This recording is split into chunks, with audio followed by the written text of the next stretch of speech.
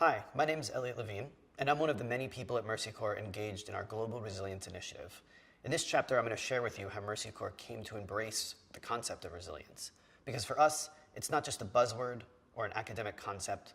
Resilience thinking has evolved the fundamental way in which Mercy Corps approaches all of our humanitarian and development work around the world.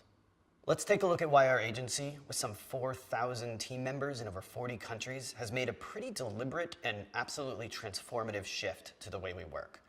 I'm going to share with you how we've operationalized this concept through our resilience framework, our strategic resilience assessment process, and our resilience hubs around the world. Welcome in Niger. My name is Georgette Poku, and I work in Mercy Corps Resilience Hub for North, West, and Central Africa.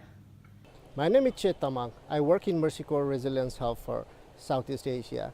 Welcome to Ethiopia. My name is Mahalet and I work in Mercy Corps East and Southern Africa Resilience Hub. In case you're not familiar with us, Mercy Corps is an international development and humanitarian organization which has been working around the globe since 1979, powered by the belief that a better world is possible. Our mission is to alleviate suffering, poverty, and oppression by helping people build secure, productive, and just communities.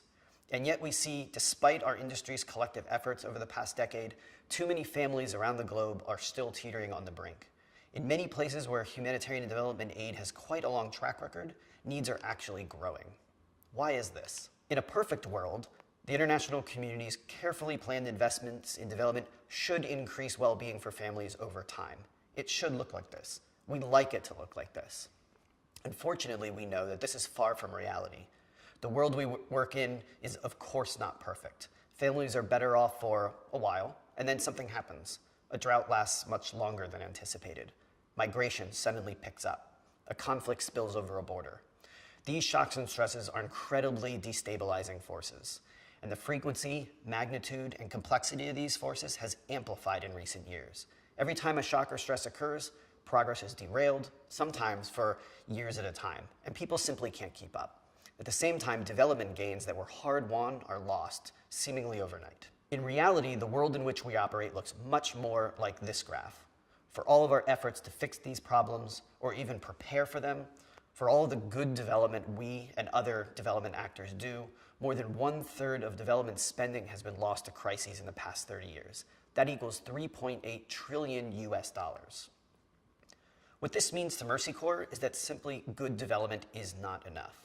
In fact, increasingly unstable and fragile world that we live in, simply doing good development work without seriously considering and planning for these risks is not only unsustainable, it's reckless. At Mercy Corps, we see resilience as an approach to development and humanitarian work, which helps us to increase food security, grow economic opportunities, establish more transparent and accountable governance structures, or improve the management and health of vital natural resources.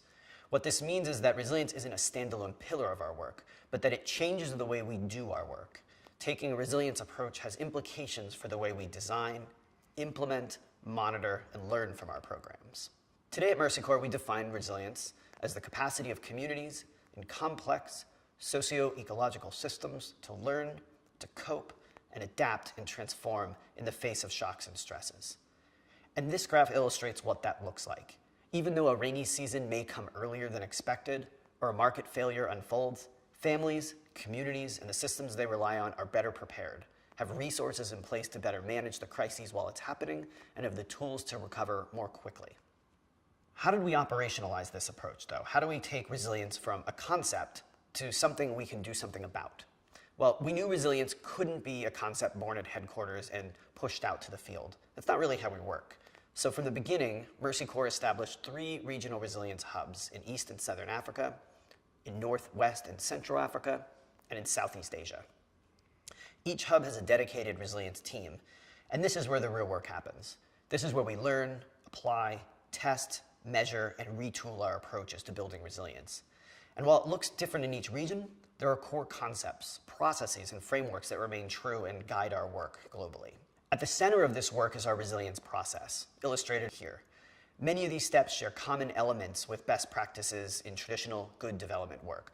But applying a resilience lens, which I'll walk us through in a minute, changes how we approach these steps. Let's take a closer look, starting with that resilience lens in yellow. This lens is made up of 5 critical questions, which we feel helps ground the concept of resilience in a particular context. The first question we ask is, resilience of what?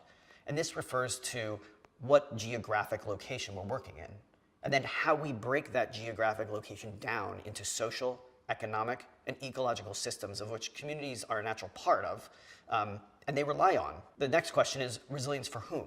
This refers to whose resilience we're trying to build and how we can recognize how their sort of unique experience changes their vulnerability. Resilience to what is what many people think of first when they're thinking about what resilience is. And this refers to the shocks and stresses impacting communities and the systems they rely on.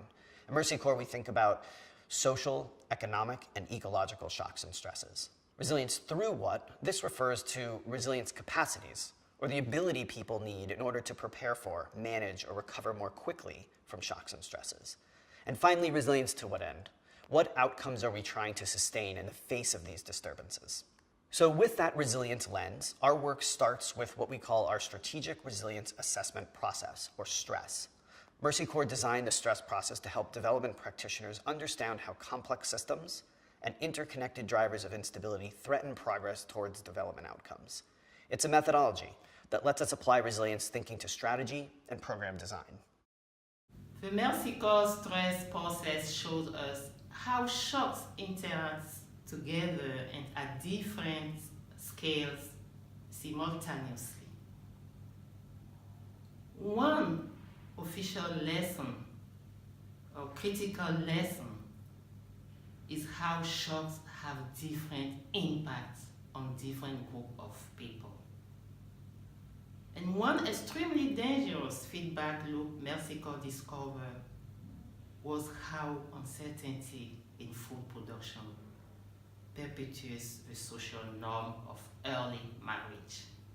In fact, 1 of every 4 girls will marry before age 15, having children almost immediately.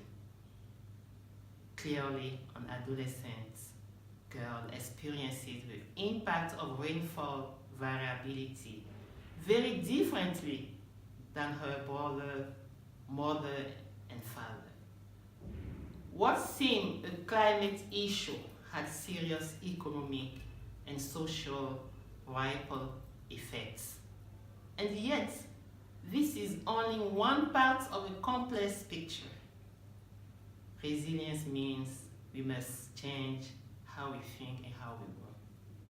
The core outcome of conducting a stress process is a resilience theory of change. Here we identify a set of capacities needed at the household, community, regional and national scales in order to increase resilience and support a set of development outcomes. Articulating a clear theory of change through the stress process sets the foundation for measurement and adaptive management. Resilience M&E still requires the same basic skills and tools as any other program. However, there are also things that make it unique. Most critical to these are the ability to track whether or not our interventions are actually growing or establishing the capacities we intended. And then whether those capacities are actually being utilized by those we were hoping would harness them. In Ethiopia's lowland areas, people need access to finance, employment, livestock and agricultural markets, and extensive rangeland areas for their livestock production. Lack of services historically means they are also in need of life skill and nutrition-sensitive development and capacity building.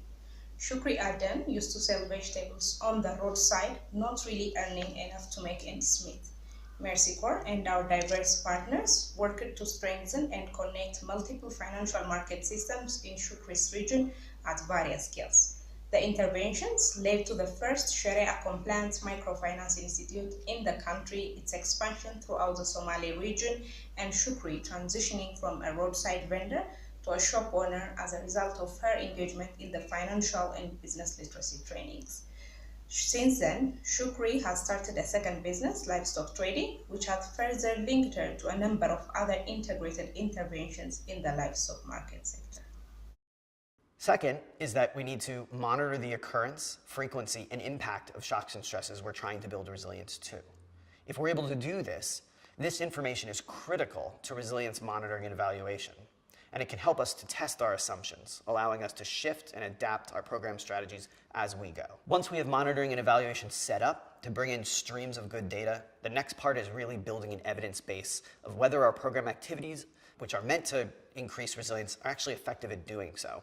And the only real way to test this is to harness the opportunity presented by the occurrence of shocks and stresses. In this case, we can then evaluate how effective the capacities established by the program interventions were in sustaining well-being outcomes in the face of those shocks. Through this type of research, Mercy Corps has been able to hone in the most impactful resilience-building strategies, scaling up and transferring what works, while really rethinking and retooling strategies which lacked the impact we had initially intended. So now that we've gone through this resilience process, let me give you an example of one of our programs from Nepal, being run by my colleague Chet. Chet and his team are running a program called MRED, which stands for Managing Risks Through Economic Development. And Chet and his team are working with communities to increase their resilience to floods and landslides, amongst other disasters in the region. 10 years ago, Lakshmi Chaudhary almost lost everything in a flood. There was no warnings, just enough time to pull her son up to lift, where they watched the murky water shares. She turned to see her 4-year-old son falling from the ledge and his aunt leaping after him. Her son was safe, but many families fared much worse. Seed, livestock, and homes were destroyed, and many lives were lost. Today, Lakshmi is a member of local search and rescue force created in the wake of the flood. Disaster risk reduction efforts have a long history in Western Nepal. Though life savings, every crisis plunges families deeper into vulnerability. To help people do better than just tread water, Mercy Corps proposed something new. Let's integrate the work with market system development and intentionally build toward resilience by creating economic opportunities that directly contributes to reducing the risk of disaster. We train farmers to build sturdy bamboo infrastructures to keep the river back and educate farmers about a cash crops that has the ability to reduce exposure to flood and at the same time has high income earning potential, sugarcane. Because Lakshmi's community shared the work and profit collectively, they pooled their risk. But Mercy Corps also reduced the sugarcane market's risk at the sector level. New partnerships with processing mills and certain subsidies encouraged more actors to enter the market.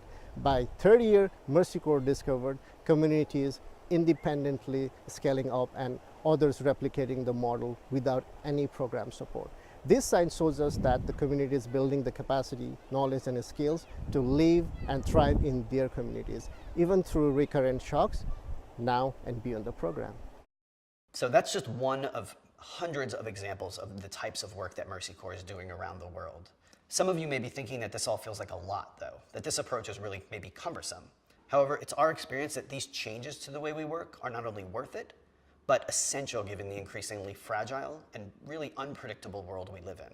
At Mercy Corps, we know resilience is different, that it demands that the way we work changes, and it's never been more pressing for the communities with whom we partner. Thanks.